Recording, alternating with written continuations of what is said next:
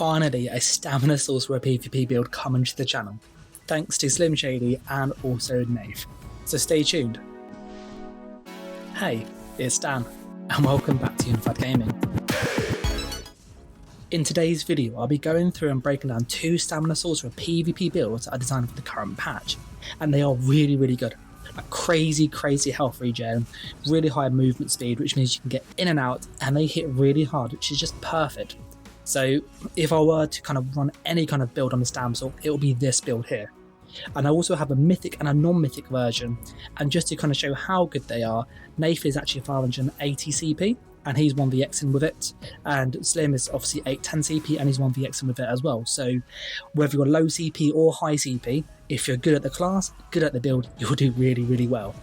But before we jump into those, if you haven't guessed it, this channel is all about helping you get better at builds, guides and gameplay. So why not start improving today by subscribing and clicking on the bell so you don't miss anything. Now let's jump straight in. So the first thing you want to do is pick your race, and there's two races for this. A Nord is a really good race because it gives you just extra health, stamina and also armour, plus you get a bit of ultimate generation as well, so it's really good. Slim prefers using a Nord, Nath though uses a Dark Elf, as you'll see in a moment. Now a Dark Elf has loads of benefits. The big one is the extra Magicka. As a Dark Elf you get more Magicka, more stamina, you get more weapon and spell damage, and you also get flame resistance as well. The extra Magicka, however, allows you to do more dark deals, which means you can convert that Magicka into stamina, which gives you crazy sustain.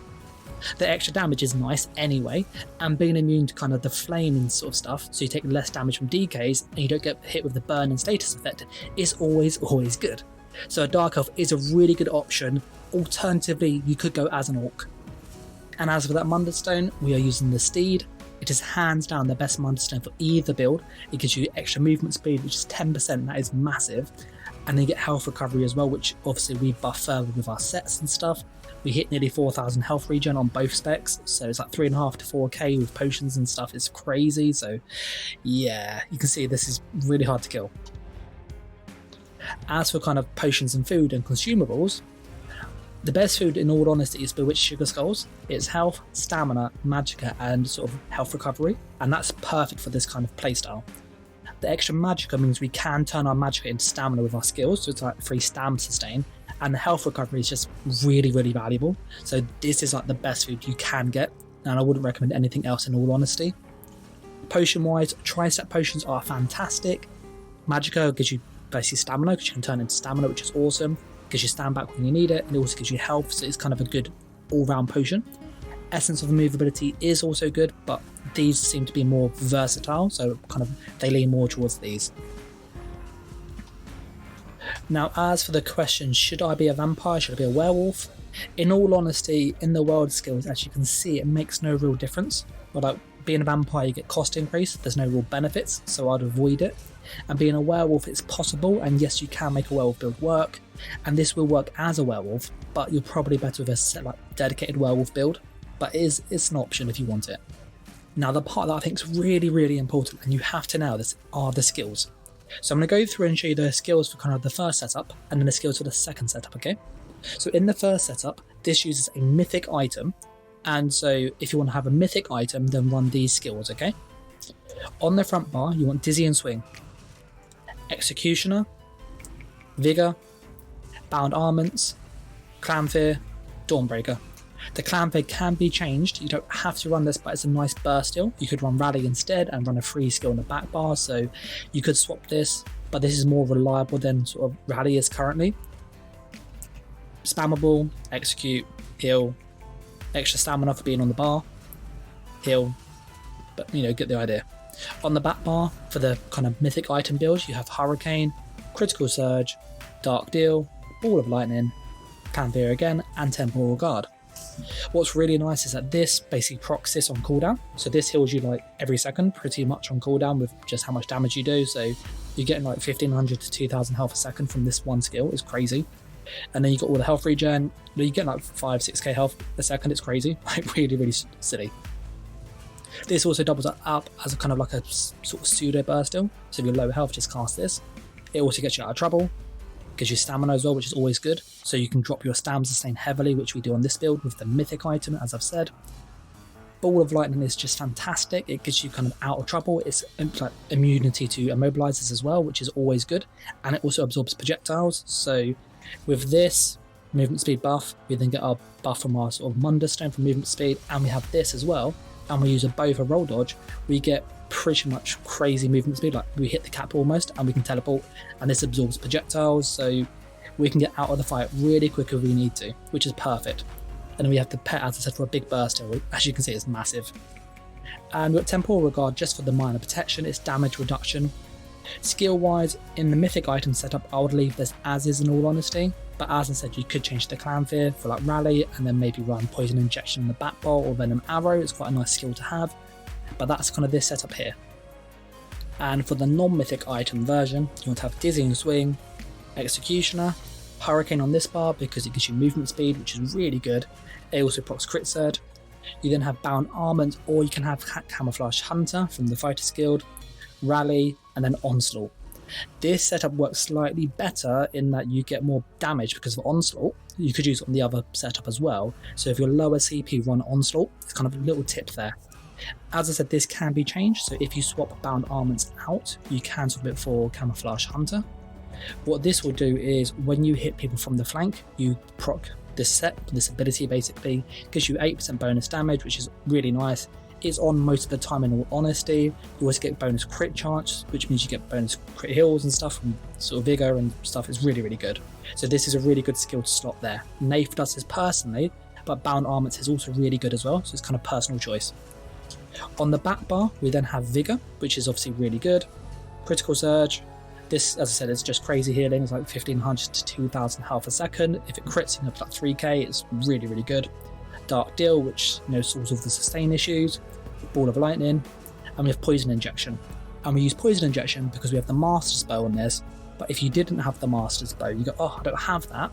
You can obviously do normal Dragonstar Arena to get it. You can solo it, so that's an option. But you could just change this to another skill of your choosing. And you have Temporal Guard. If you were to change that to another skill of your choosing, there's a few options you can do. On the RB, you could swap Poison Injection if you don't have the Master's Bow to any skill of your choosing. Snipe is surprisingly good if you go for Lethal Arrow for Minor Defile. It just reduces healing, that's always good. You could also use Scatter Shot, which is a stun. You can obviously increase the damage and reduce it, or you can get a heal, which is also good. It doesn't stun anymore, it snares, but it's still good. You can use this, as we said, or Venom Arrow. This isn't too bad actually, especially this one here. This is really good, and this is also really annoying, so that's a good skill there. Alternatively, you could go to Fighters Guild, and you could actually stop Silver Bolts, put it to Silver Shards, which again hits pretty hard. So you got a few options with those there. And if you're really kind of going, oh, I don't know what to run, actually Meditate is quite a good option to have just for extra sustain. You don't need it because you've got good sustain as it is, but it's a nice skill to have. And failing all of that, if you're really going, I don't know what to run, just run anything from here and get Magicka Age, and you can then put on something like Guard, for example.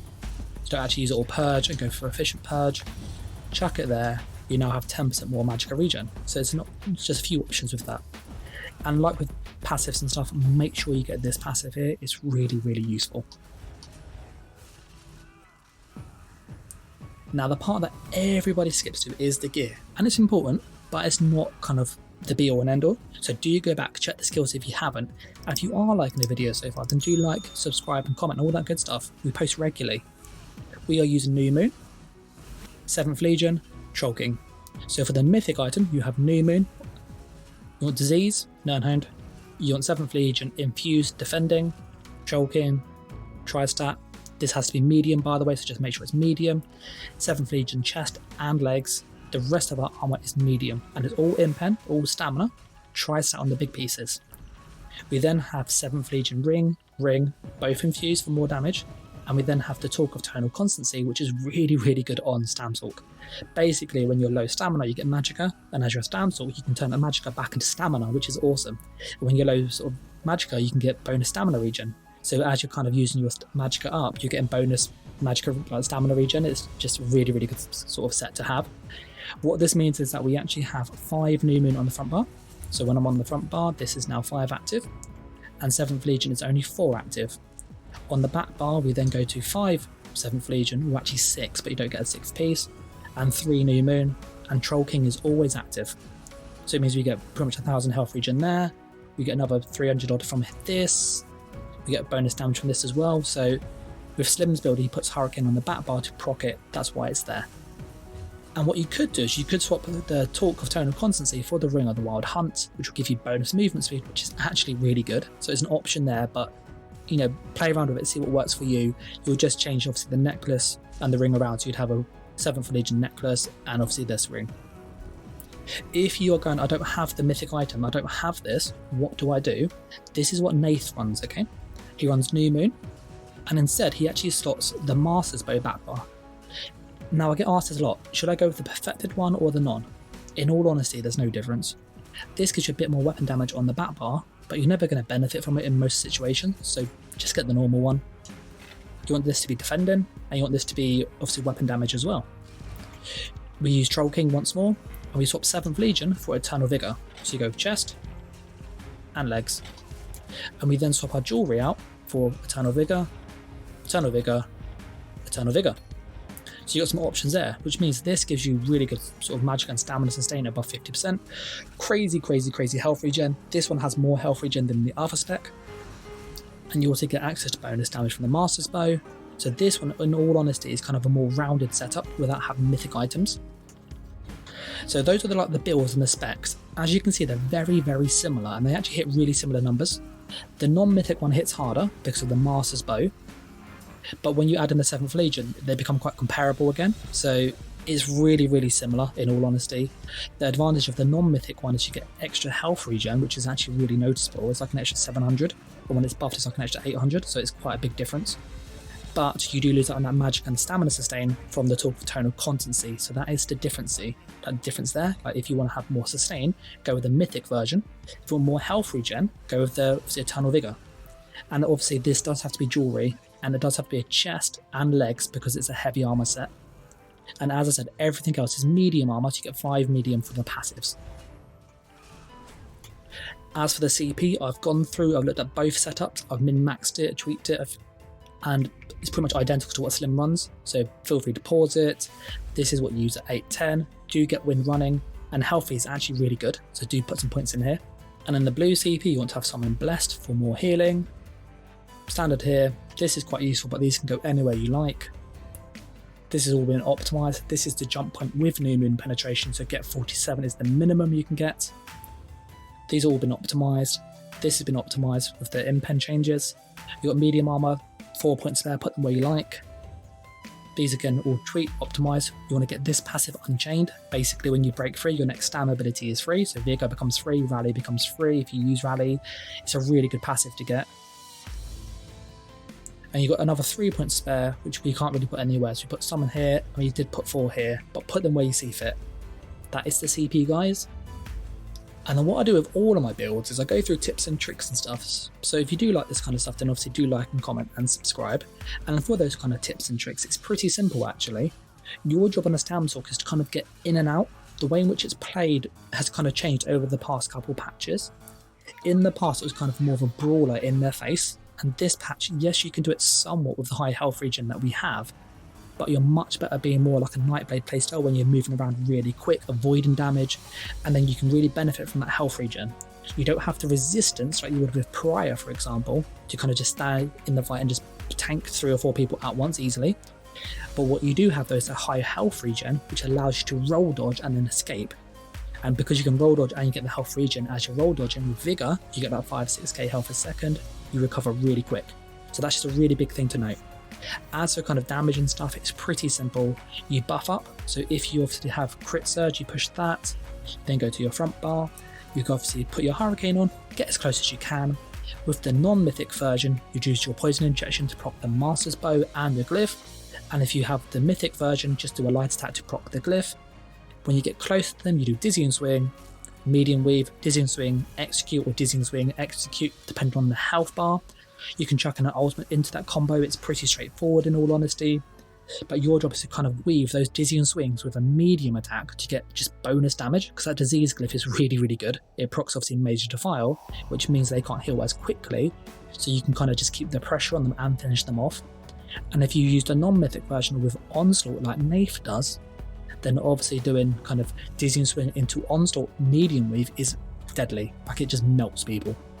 But that's kind of the main thing for this, really. That damage is pretty straightforward. The survival, again, is pretty straightforward. It's about roll dodging, using Ball of Lightning to escape if you need to, and then for your sustain, you just spam Dark Deal. It's really, really simple. You get really high kind of just spam sustain by doing that, and your mag pool is so large you can spam it like for a good 6-7 seconds, which basically fill up your entire stand pool, which is crazy. So line of sight is your best friend on this build. But as I've said, this is like what I would run. If I were to run Stam Talk, I would go straight to this because this is hands down just the most versatile. It's not necessarily the best, but it's the most versatile. You can use it in kind of any situation, battlegrounds, zero duel, duels. It'll work well in all of those situations. But I'm going to wrap this video up here because it's long enough as it is. But before I do so, I want to say a huge thank you to all those Patreons. We do have a Patreon. There's a link in the description where they obviously donate. They support myself, the channel, which allows me to make more videos. It's really, really appreciated. So if you want to support myself or the channel, obviously go into Patreon, obviously consider donating. We've got perks and stuff. But with that said, guys, I am going to wrap this video up here because it is long enough as it is. So thanks for watching, take care, and bye.